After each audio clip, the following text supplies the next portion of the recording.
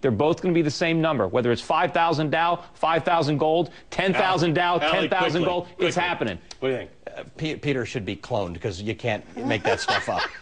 I don't know. It happened twice in the Stephen, last give me a century. number.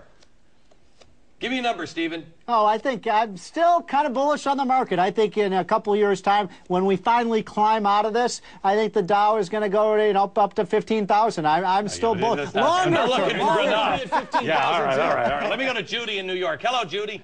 Hi, how you doing? Very Thank you for taking my call. You bet. We are retirees with no investments other than CDs and bank accounts, several bank accounts, one in a federal credit union. And my concern is how secure is the money in the federal credit union, insured by the and used. Well, I don't think it's secure. I don't think it's secure at all. I mean, even if the credit union doesn't fail and you get all your money back, the problem is when you go to spend it, you're not going to be able to buy very much. I mean, most Americans are not going to be able to retire on dollars. That wasn't her question. Your money's absolutely safe. NCUA is the National Credit Union Administration. They work just like the FDIC, although we have reports that they don't pay out as quickly as the FDIC does, which would be 2 days if your bank fails. 98% of credit unions are covered by the NCUA, which means you need to check that yours is. If it's covered, it's safe. Now, Peter's whole discussion is whether your money's worth anything, but it will be there. But how is it? What good is having? How can it be safe if it doesn't? If it loses its value? That's a question about inflation. Bottom line is, she puts $100,000, they'll be there. And you're just saying that that's not a good place. Yeah, she takes the $100,000, she buys a tank of gas. Big deal. All right. He's an optimist. More of your calls in just a second. And what the heck? Are you ever going to be able to sell your house? Coming up. Whatever money you may need for the next 5 years, please take it out of the stock market right now, this week. I do not believe that you should risk those assets in the stock market. That was Jim Cramer today on the Today Show. We're taking your questions on the economy live. Call us at 877-SAY-BECK. It's 877-729-2325. Peter Schiff is with us, president of Euro Pacific Capital, author of Crash Proof, How to Profit from the Coming Economic Collapse. Ali Velshi is the senior business correspondent for CNN, and Stephen Moore is economics editorial writer for the Wall Street Journal, co-author of the book, The End of Prosperity. Stephen, let me come to you. Remember in Independence Day when they used the nuke, and everybody's like, let's just nuke them, and then it didn't work? Did that come to mind today at all when you saw the stock market? Boy, did it. I feel embarrassed. The last week, I think I tepidly endorsed this plan. Glenn, I want to apologize to you about that because but you didn't think it would work, did you? I was drinking the Kool-Aid in Washington. Everybody was saying, remember a week ago, everybody said the market is down 700 points because we didn't pass this rescue plan. So here we are a week ago, the market's down 900 points. And we passed the rescue plan. Right. And it's got a lot more to go. Let's go to Dawn in Michigan. Hello, Dawn. Dawn, are you there? Let's go to Dallas in California. Or maybe California in Dallas. I'm not sure. Dallas, are you there? Who do we have on the line here, gang? Nobody? Okay. Let me go to Ali on everybody seems to have an accounting, or an economics degree, and they all think, oh, well, this is fantastic. This is going to be so, we got all these fail-proof, all this is going to stop everything else. As a guy who just has my grandfather's common sense, he was a berry farmer. You know what I mean? He was a machinist and a berry farmer. That's what he did.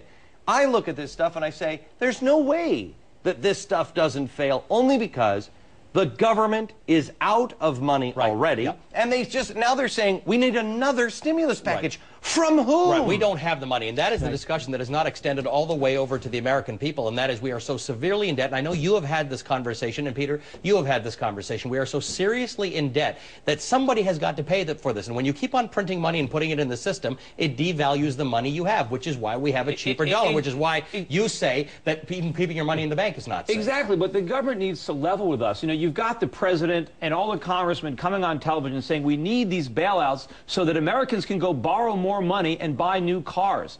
We've got plenty of cars. We can't even afford to pay for the cars we already own. What we need to be telling American citizens is we're broke. We got to start saving. We don't need to go deeper into debt. You know, the problem is, too, Glenn, we talked about that $700 billion rescue plan that so far ain't working too good. But you know what? In Washington, there's no plan B. There's no plan B. Oh, no. They're gonna, yeah, there is. They're going to bail it out and bail it out and bail it out. All of them are saying this is only the beginning. Let me go to Dallas in California. Hi, Dallas. Are you there now? Yes, I am here. Yes, hey, sir. Love your show, Glenn. Thank you. I'm 24 years old, just bought a house in May, and 30-year fixed loan. I got in on the 97% financing. Ooh.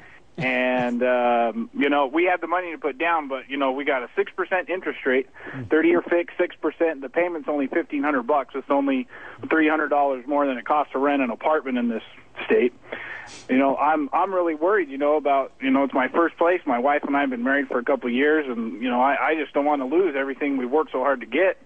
And we've only been in the house for 6 months. What do you do? I don't know why you didn't just rent. Well, you know, I mean, why take on all that responsibility? You know, here, let me try this on. Let me try this on for size, because that's you know, going back to the past. I mean, you sound like a responsible guy. Let me ask this, Allie: what stops somebody from, when everybody figures out, wait a minute, everybody's being bailed out except me. Right. I've been responsible. What stops you from? What stops you from just saying, I ain't making this payment? And that's the danger of this. That is exactly the danger of any kind of bailout. It does reward behavior that wasn't responsible. Now, Conrad or Dallas is making the right decision, but the point is we have fed this American dream, which might not be the American dream. Peter did say, why don't you just rent? Because we're supposed to own. Because it goes up in value and it keeps getting better. Have we learned nothing? This guy just took out a mortgage with 3% down. But everything else about what he did was right. It's just, I know, but the lenders, the lenders should not be letting somebody buy a house and only put 3% down. We've learned I didn't nothing. think that still happens. We're repeating our mistakes. Yeah. Conrad, go ahead, Stephen. Glenn, I wanted to make a point. Do you remember those olden days, 20% down? Whatever happened to that? I just said this. This idea of 2 or 3% down parties is where people craziness. paid off their mortgage? Yeah, I just said this on the I just said this on the radio today. I remember, and what's so wrong with this? I remember when you had to save and save and save and save, and you were 30. Yeah. You know, 35 years old before you could afford to buy a house. You had to have 20% down, and that's the way it was. Why do you buy a house when you just get out of college? It's the wrong dream that we've been pushing, and it's the same dream that causes you to open bank account, credit cards, and store cards. But let me ask you guys, who here actually believes that the politicians get it? Because they're not saying it's a dream anymore. Now it's a promise. Yeah. Now this is America's promise. It's an entitlement. It's an entitlement. Exactly right. But the promise wasn't just own a home. It was own a home and get rich as it appreciates. Right. You don't have to save because your house is going to save for you, and you can buy everything by constantly pulling equity out of your house piggy bank, your ATM machine. That is what killed us. I can't believe how much I'm agreeing with you tonight. Yeah. I have to tell you, here's the thing, America. I just hope that we all look at these politicians and realize both parties, they're both involved in this, and they're feeding you lies right now. They're still telling you that you're going to get Social Security, you're going to get this, we're going to do health care. None of that is going to happen at this point. You know, and I love stop this listening line. to the lies. I love this line, Glenn, that politicians say, thank God we didn't, you know, privatize Social Security. As if Social Security is in some great shape. I know. There's $2 trillion in debt. The Titanic is telling us the ship is sound. Don't worry, go back to bed. Let me go to Conrad in Canada. Hello, Conrad. Hi, guys. Great show. Thank you. Yeah, listen, I just wanted to tell you, these problems you're experiencing in the United States aren't certainly only in the United States. We got some of the same problems in Canada. For example, I've been reading and I found firsthand how difficult it is to buy a U.S. $1 gold